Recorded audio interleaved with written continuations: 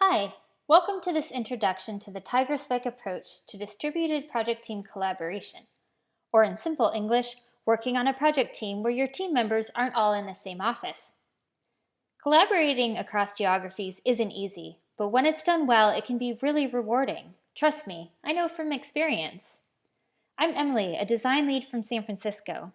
Most of my 4 years at TigerSpike have been spent working remotely on projects based in our New York office, so I've had a lot of experience working between time zones and collaborating with team members who don't sit nearby.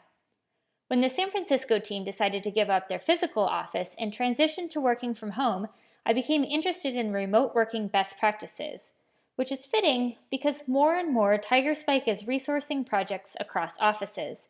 With that, there have been both challenges and successes.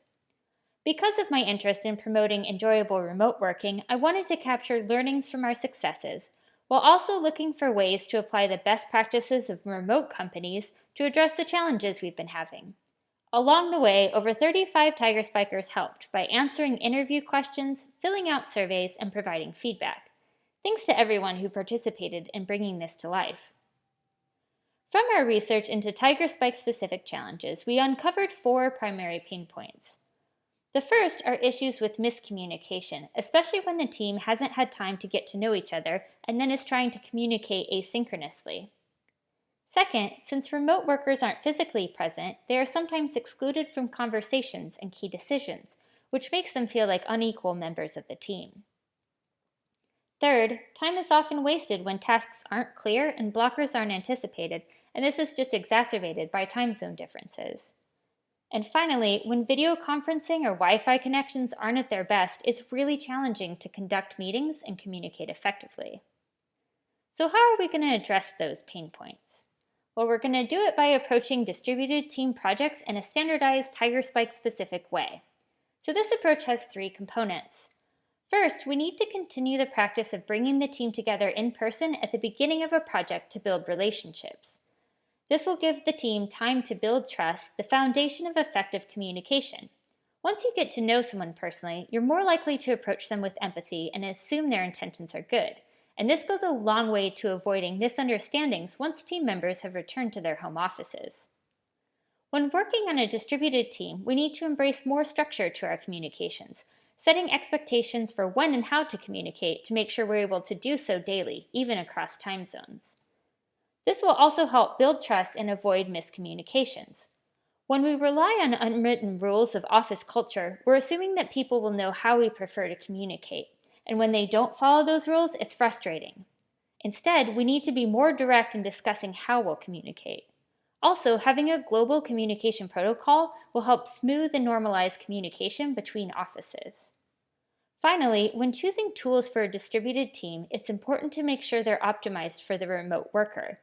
This includes finding tools and ways of communicating that work in lieu of the common in-person approaches of stopping by someone's desk for a chat or working something out on a whiteboard together. By focusing on remote optimized tools, we'll be making sure that every team member has access to the same information and conversations happening, which will help them perform their best work and support feelings of equality across the team. So this should give you a sense of how the approach works and how it's intended to speak to some of the primary pain points.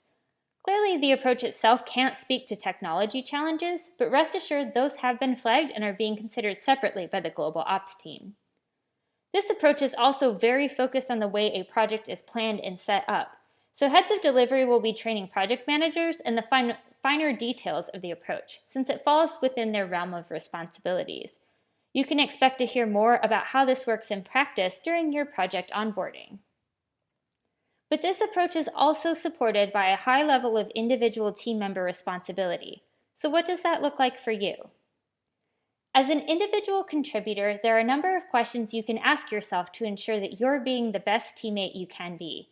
While some of these are weighted towards the remote worker, they do apply to all team members. So first, it's important to continually build trust with your team, not only when meeting in person, but also by demonstrating that you follow through. Trust is also built when you demonstrate that you're proactive in seeking out your own answers, in addition to doing everything you can to push your work forward to demonstrate that you can work autonomously. Especially in written communication, it's crucial to be direct and transparent. Offering up information in this way will help build trust with team members. Since you don't have the benefit of back and forth when communicating and writing, you need to ensure that you're being very clear and providing enough background and context to your audience so they have all the information they need in order to respond to you. And finally, it's important to show empathy in written communication, giving the other person the benefit of the doubt. This means acknowledging that you might have misread the intention of what they wrote and instead assumed they meant the best. As a leader on a project, there's an additional set of questions to ask yourself to make sure you're setting up your distributed team for success, and those can be found on the Remote Collaboration Hub. So now that you've received an overview of the TigerSpike approach to remote collaboration, what can you expect next?